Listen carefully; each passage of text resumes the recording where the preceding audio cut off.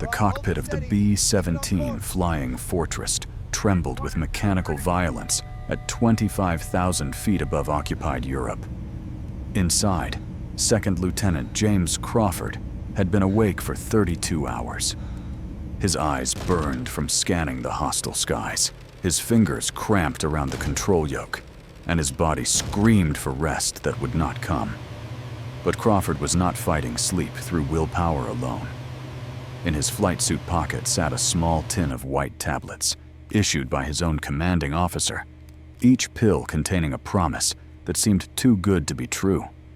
Limitless alertness, banished fatigue, and the supernatural ability to fly mission after mission without the crippling weight of exhaustion. The drug was amphetamine, and it would become one of the most widespread chemical weapons of World War II, one not fired at the enemy, but consumed by the men who flew into battle against them. The story of amphetamine in warfare begins not in the desperate skies above Germany, but in a laboratory in Los Angeles.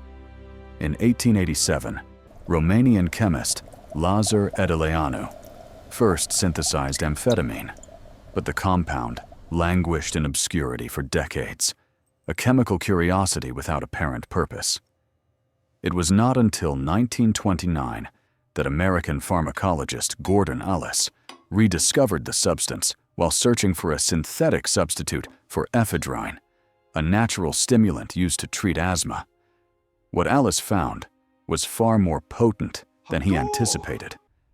When he tested the compound on himself, he experienced a surge of energy, heightened alertness, and a sense of euphoria that lasted for hours. The pharmaceutical company Smith, Klein & French recognized the commercial potential immediately. By 1932, they were marketing amphetamine as Benzedrine, sold initially as an over-the-counter inhaler for nasal congestion. Users quickly discovered that breaking open the inhaler and consuming its contents produced effects far beyond clearing sinuses. By the late 1930s, Benzedrine tablets were being prescribed for everything from depression to weight loss, and the drug had found its way into the hands of college students, truck drivers, and anyone seeking an edge against human limitation. When war erupted across Europe in 1939, military planners on all sides faced an immediate problem that no amount of conventional training could solve. Modern warfare had evolved into a contest of endurance as much as firepower. Tank crews operated for days without relief. Infantry units marched through nights without rest, and bomber crews flew missions lasting 12, 14, sometimes 18 hours straight. The human body, with its inconvenient need for sleep, had become a tactical weakness. Amphetamine offered a solution that seemed almost miraculous. Here was a drug that could keep men alert and functional far beyond their natural limits, that required no special equipment to administer, and that appeared to have few immediate side effects. The militaries of Britain, the United States, Germany, and Japan all reached the same conclusion independently. Amphetamine would become standard issue for their fighting forces. The British were among the first to embrace pharmaceutical enhancement on a large scale. As the Royal Air Force prepared to defend Britain against the Luftwaffe in 1940, flight surgeons recognized that fighter pilots would need to maintain peak performance during extended sorties that could last hours. A pilot flying a Spitfire or Hurricane operated in a constant state of hypervigilance, scanning the sky for enemy aircraft while simultaneously managing altitude, airspeed, fuel consumption, and the complex mechanics of his machine. A single moment of inattention could mean death, either from an enemy's guns or from a fatal error in judgment.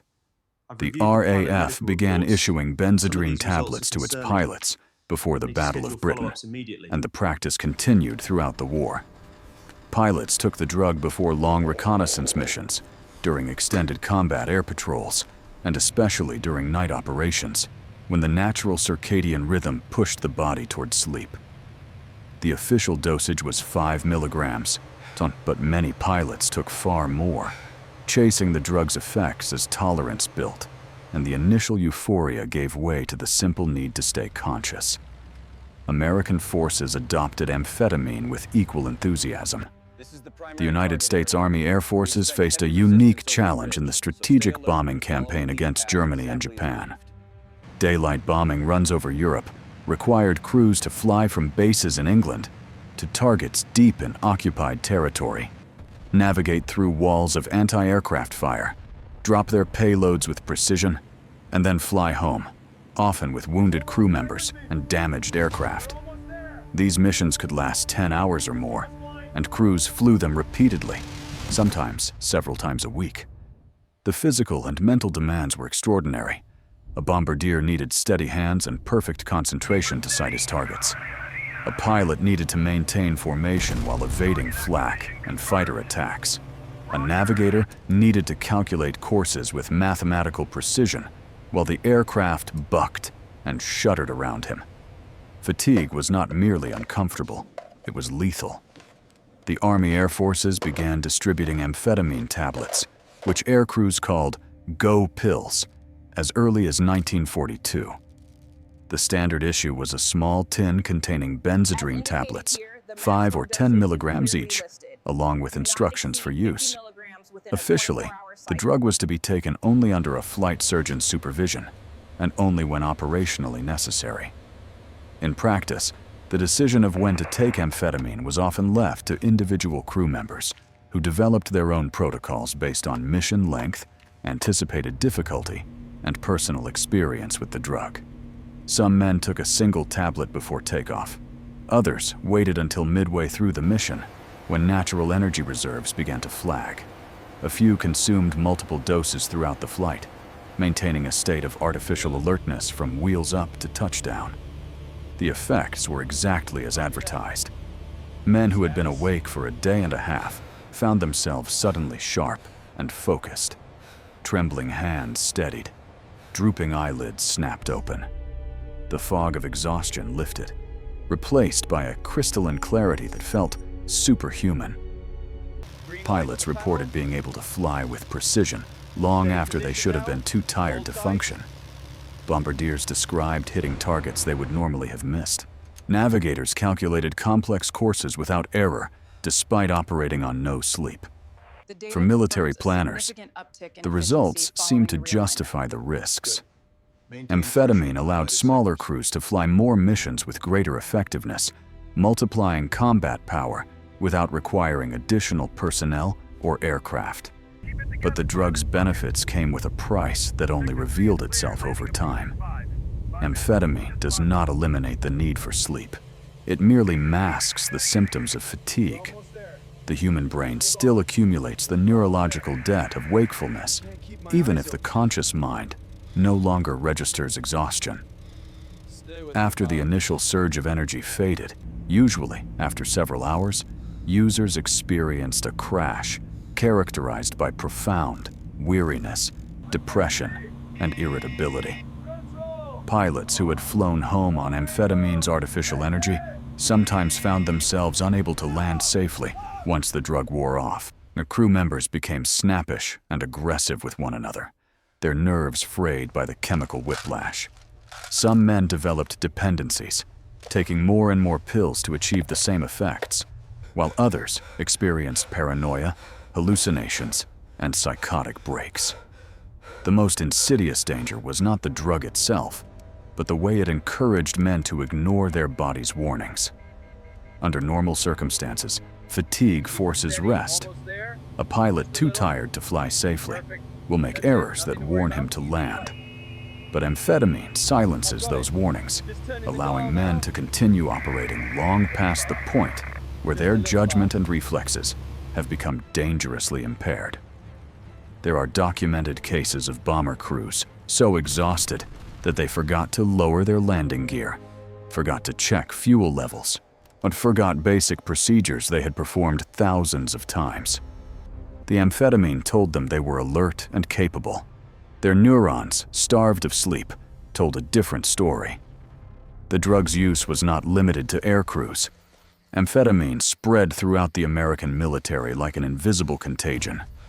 Infantry units on extended patrols took the pills to stay awake during night watches. Tank crews used them during prolonged armored engagements. Naval personnel on watch duty swallowed tablets to maintain vigilance during the long hours of convoy escort. Special operations forces, particularly those conducting raids behind enemy lines, relied heavily on amphetamine to sustain themselves during multi-day missions without sleep. The Office of Strategic Services, precursor to the CIA, issued amphetamine to its agents for use in occupied territory, where the ability to go days without rest could mean the difference between mission success and capture. By war's end, the American military had distributed an estimated 200 million Benzedrine tablets to its forces. The British had issued similar quantities. The German military, with its Pervitin, had consumed even more. The Japanese military used amphetamines extensively, particularly among kamikaze pilots who needed chemical courage to fly their final missions. What had begun as a tactical solution to the problem of human endurance had become a systemic reliance on chemical enhancement. The long-term consequences for the men who consumed these drugs remained largely unknown, buried beneath the immediate demands of survival and victory. After the war, many veterans returned home carrying more than physical scars, and thousands had developed amphetamine dependencies, their nervous systems rewired by years of chemical stimulation. The post-war years saw a spike in amphetamine abuse among former military personnel, men who had learned in combat that a pill could banish weakness and doubt. The pharmaceutical companies that had profited from wartime production now marketed amphetamines aggressively to civilians, promoting the drugs as treatments for everything from obesity to depression.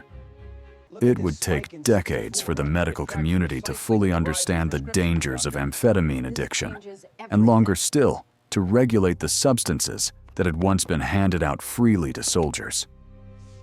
The legacy of amphetamine use in World War II extends far beyond the individual tragedies of addiction and dependence. The war established a precedent that continues to shape military doctrine today.